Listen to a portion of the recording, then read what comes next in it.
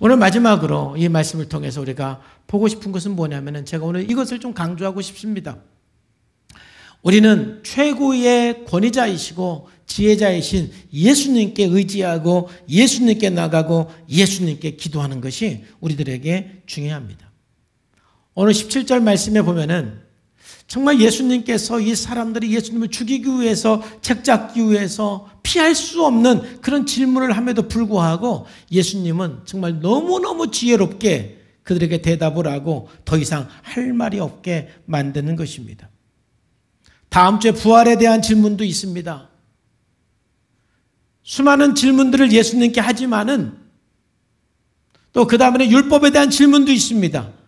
그럴 때마다 예수님은 가장 지혜롭게, 그래서 사람들은 예수님을 책잡기 위해서 질문을 했지만 예수님의 그 권세와 예수님의 그 권위와 예수님의 그 지혜에 놀라지 않을 수가 없는 거예요.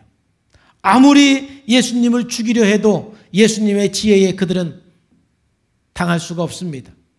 그들이 아무리 예수님의 권위를 업신여겨도 예수님의 권위에 그들은 당할 수가 없는 것입니다. 이것이 우리들에게 소망을 주는 거예요. 오늘 마가복음에서 이 마가가 이 말씀을 통해서 우리들에게 주고자 하는 메시지는 바로 이것이라고 생각합니다. 우리들의 최고의 권위자는 예수 그리스도입니다. 우리의 최고의 지혜자는 예수 그리스도입니다. 그 예수 그리스도 앞에 나가시고 그 예수 그리스도를 믿으시기를 바랍니다. 이게 오늘 본문을 통해서 사실은 마가가 우리들에게 던져주는 메시지입니다. 우리들에게도 늘 문제가 있습니다. 그럴 때마다 우리는 예수님 앞에 나와 지혜를 구해야 하는 것입니다. 우리는 늘 위험 속에 있는 것입니다. 그럴 때마다 우리의 최고의 권위자이신 예수님 앞에 나와서 우리는 보호를 받아야 하는 것입니다. 그래서 야고보서 1장 5절 말씀에서도 너희 중에 누구든지 지혜가 부족하거든 모든 사람에게 후히 주시고 꾸짖지 아니하시는 하나님께 구하라. 그리하면 주시리라. 우리가 지혜가 부족할 때, 우리들에게 어떤 문제가 생겼을 때 우리는 하나님 앞에 나와서 하나님께 지혜를 구해야 됩니다. 하나님, 어떻게 해야 됩니까? 나에게 지혜를 허락하여 주옵소서. 저도 청년 때부터 하나님 앞에 가장 많이 기도했던 것 중에 하나가 하나님 지혜를 달라고 기도한 것입니다.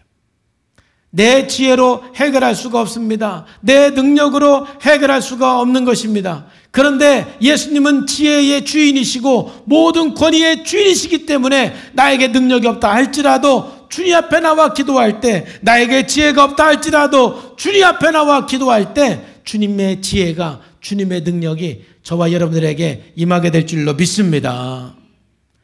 그 주님의 지혜를 구하고 주님의 지혜를 받기 위해서 우리들에게 정말 중요한 것은 뭐냐면은, 여러분, 너무 자기 틀, 자기 프레임에 갇히지 말아야 돼. 오늘 본문에 나오는 바리새인들이나 이 헤롯 당들이 예수님 앞에서 예수님의 그 지혜 속에서 그 지혜를 받아들이지 못하는 이유, 그들이 예수님을 믿지 못하는 이유는 그들이 너무너무 강력한 정치적인 프레임, 율법의 프레임에 갇혀있기 때문에 그렇습니다. 바리새인들은 율법이라 프레임에 갇혀 살기 때문에 예수님의 어떤 말씀을 해도 그들 귀에 들리지를 않는 것입니다. 헤롯 땅 역시 로마 정부를 찬양하며 사는 것이 최고의 선이라고 생각하는 그 프레임 속에 갇혀 사니까 예수님께서 어떤 말씀을 해도 그들은 예수님의 말씀을 들을 수가 없는 것입니다. 여러분, 우리가 예수님을 믿으면서 자기 틀이 너무 강하고 자기 프레임이 너무 강하면 절대 하나님의 말씀을 들을 수가 없고 하나님의 지혜를 내 것으로 만들 수가 없는 것입니다. 그래서 저는 오늘 바리새인들과 헤롯 당들을 바라보면서 우리 성산의 모든 성도님들은 정치적 프레임에 갇히지 않기를 주님의 이름으로 축복합니다. 우리나라는요, 이 정치적 프레임에 너무 갇혀 있어요. 그래서 정치적인 거에서는 그리스도인의 지혜가 발휘되지 않습니다. 정치에는, 우리나라에는 제가 볼 때 거의 하나님의 뜻이 없습니다. 그냥 프레임대로 움직입니다. 프레임 싸움입니다. 근데 거기에 대해서 우리 그리스도인들은 갇혀있는 사람이 되면 안 됩니다. 우리가 프레임에 갇히지 않기 위해서는 적어도 참 두 가지가 중요한 것 같아요. 내가 좋아하는, 지지하는 당이라 할지라도, 좋아하는 사람이라 할지라도 그 사람이 추구하는 것, 그 사람의 사상이 무엇인지. 여러분 한번 질문해 볼게요. 여러분들이 지지하는 당인데 그 사람이 국회의원에 나왔는데 아주 동성애를 너무너무 지지하는 사람이에요. 그러면 여러분 그리스도인으로서 그 사람을 지도자로 찍어줘야 되겠어요? 말아줘야 되겠어요?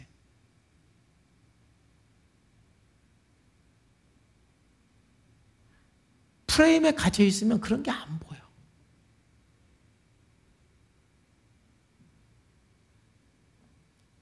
우리는 성경적인 관점으로 하나님의 지혜를 구해야 되는데 너무너무 우리 그리스도인조차도 그 프레임에 갇혀 있어. 어떤 프레임이든. 또 그래서 우리는요, 정직하게 분별할 줄 알아야 돼요. 내가 지지했던 사람이라 할지라도 그 사람이 하는 걸 보고 야, 이건 아니다. 이건 성경적인 관점에서 볼 때 이건 아니다.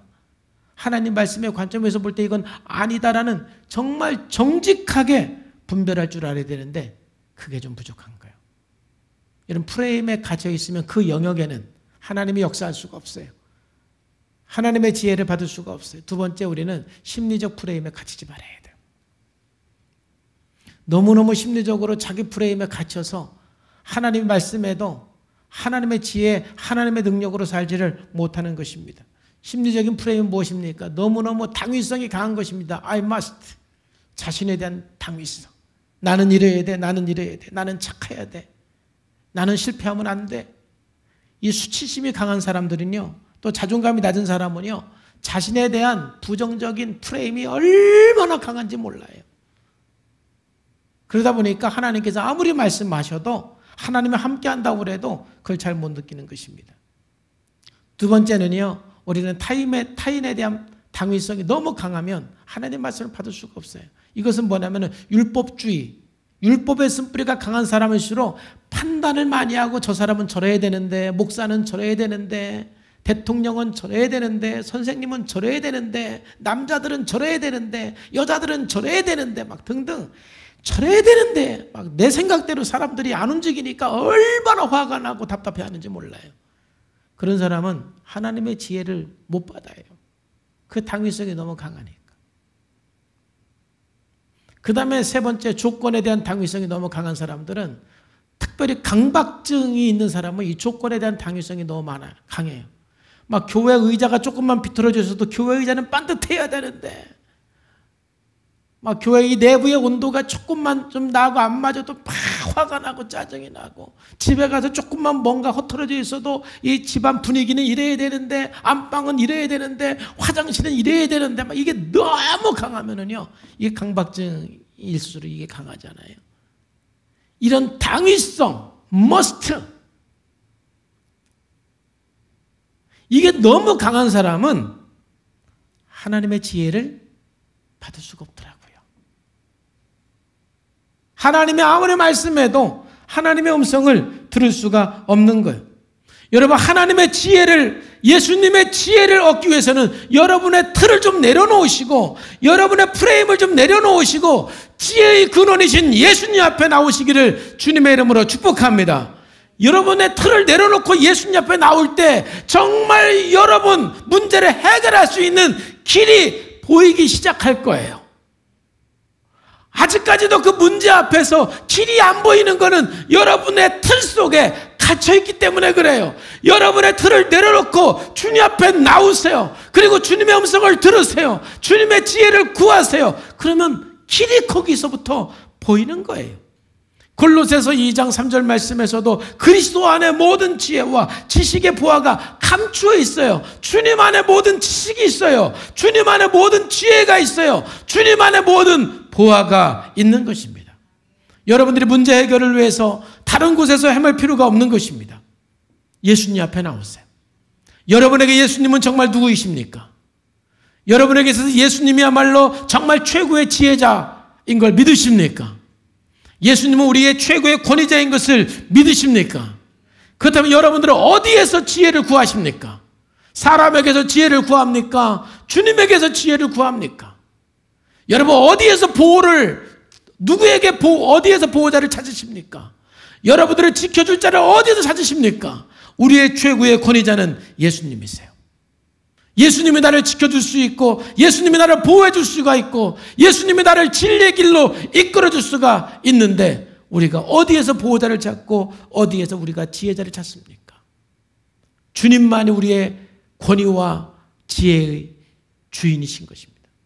그래서 고린도전서 1장 25절 말씀에서도 이렇게 말하고 있잖아요. 하나님의 어리석은 것이 사람보다 지혜로운 거예요.